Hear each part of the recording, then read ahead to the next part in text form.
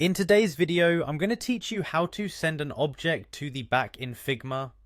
Whether you are a seasoned designer building out complex interfaces or a beginner just starting to experiment with layouts, understanding how to manipulate the stacking order of elements in Figma is an essential skill. So, let's dive right in. First, let's head over to the Figma website.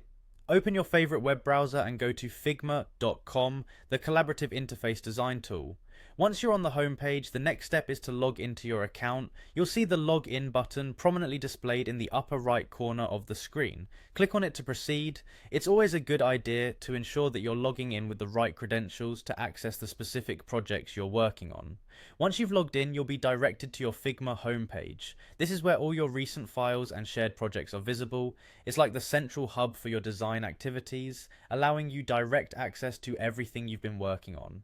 From here, you can navigate to the specific file where you want to make changes. Now look for the design section. Clicking on design will take you to the workspace where you can view and edit your project.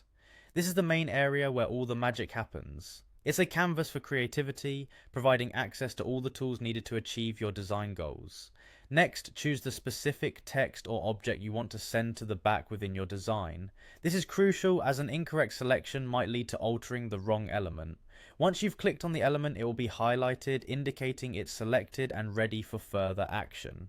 Now here's the key part. To send the object to the back, simply right-click on the selected text or object. A contextual menu will appear with various options related to the selected element. From this menu, look for the Send to Back option and click on it. This action will move your selected object behind all other elements on the canvas, effectively adjusting its layering and positioning. This function can be particularly useful when dealing with overlapped elements, and you need to manage their visibility order efficiently. And that's it! You've successfully sent an object to the back in Figma. This simple yet powerful feature helps keep your design organized and ensures that your layout flows exactly the way you intend it to. Remember, managing the order of layers is a fundamental aspect of creating intuitive user interfaces. Thanks for watching, and have fun designing with Figma.